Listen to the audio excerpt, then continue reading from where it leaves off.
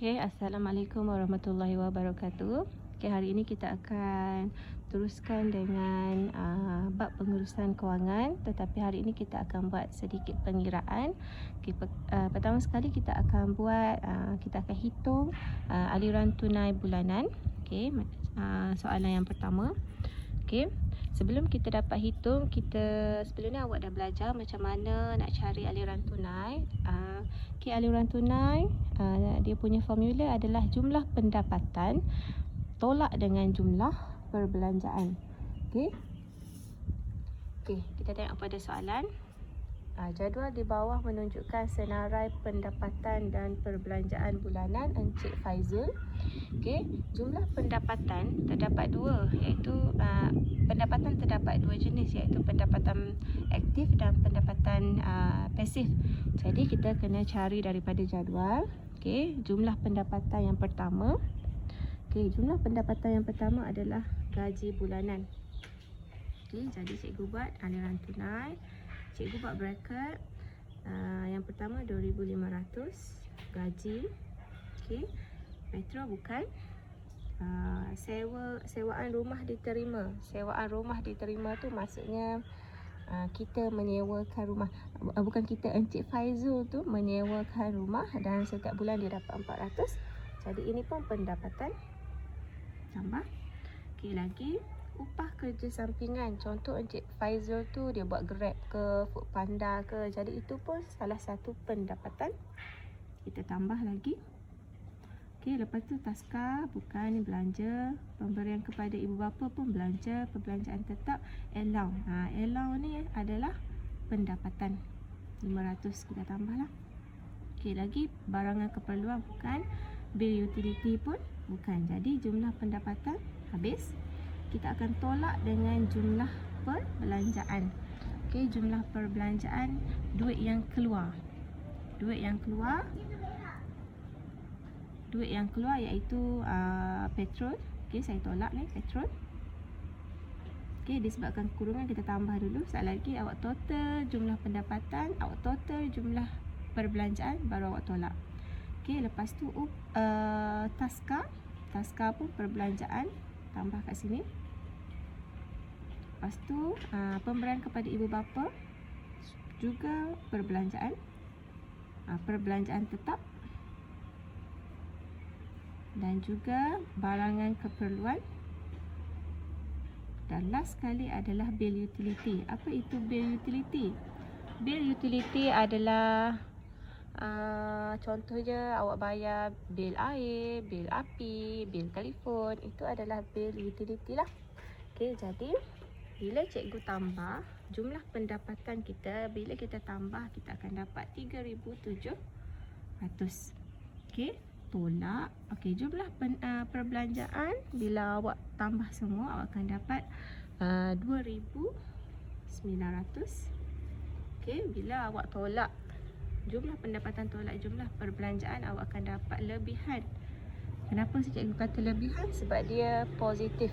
Jumlah pendapatan melebihi jumlah perbelanjaan, kita akan dapat positif. Jadi yang ini kita panggil dia aliran tunai positif. Okey, kalau aliran tunai positif ni maksudnya bolehlah nak beli kereta lagi ke, nak buat apa-apalah. Okey, jadi ini aliran tunai positif. Kita teruskan kepada soalan nombor 2. Okey, Cik Munirah menerima pendapatan aktif. Okey, pendapatan aktif ni maklumat dia sebanyak 3,000 dan pendapatan pasif sebanyak 500. Okey, perbelanjaan pula highlighter ada satu je. Tak apalah, perbelanjaan tetap Encik Munirah ialah perbelanjaan tetap Cik Munirah adalah 2,400 dan perbelanjaan tidak tetap adalah 1,700.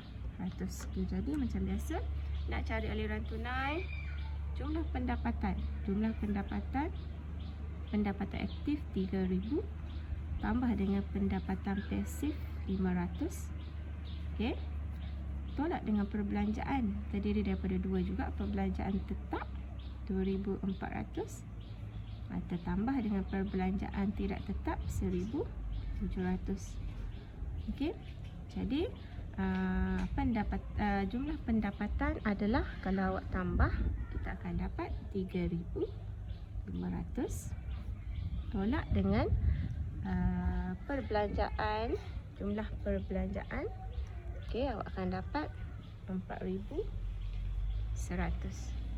Okey.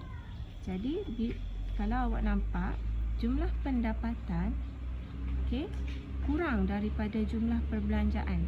Jadi kita akan dapat negatif. Kalau awak tolak negatif 600.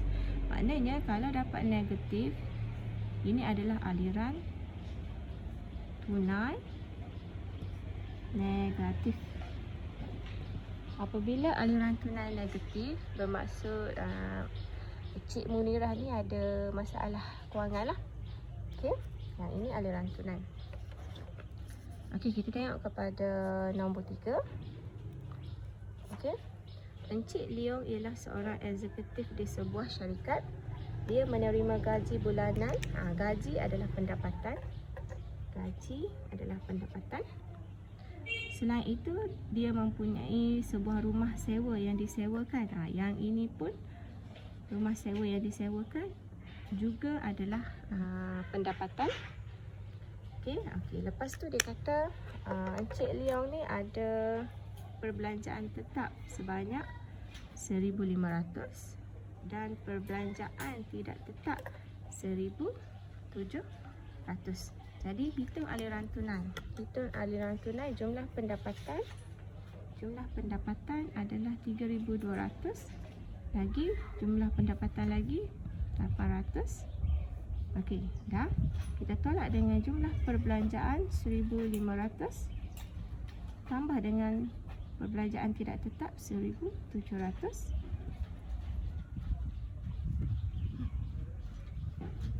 Okey, jadi bila awak tambah awak akan dapat jumlah pendapatan kita, jumlah pendapatan Encik Leong adalah 4,000. Jumlah perbelanjaan Encik Leong adalah 3,200. Jadi bila kita tolak, kita akan dapat lebihan 800. Okey, lebihan 800. Dia positif, maksudnya aliran tunai ini, aliran tunai positif. Okey, ini A. Untuk B pula, jika dia tidak mempunyai penyewa bagi rumah sewanya, okey, dan perbelanjaan tidak tetapnya berkurang sebanyak 15%. Okey, jadi kalau tak ada penyewa, okey, kita kena kira aliran tunai yang barulah. Sebelum ni gaji dia memang dapat lah. Tetapi dah tak ada penyewa, dia tak dapat lah duit sewa ni. Bila tak dapat duit sewa, tak adalah pendapatan pasif dia. Jadi yang itu je lah pendapatan. Okey, perbelanjaan pula. Okey, perbelanjaan tetap adalah 1,500. Tapi dia kata kat sini perbelanjaan tidak tetap berkurang sebanyak 15. Okey, jadi perbelanjaan tidak tetap, kita tambah sini, perbelanjaan tidak tetap berkurang kan. Jadi berkurang 100% tolak 15. Okey, dia akan jadi 85% plus 100 darab dengan kenapa dapat 85 ni, 100% tolak dengan 15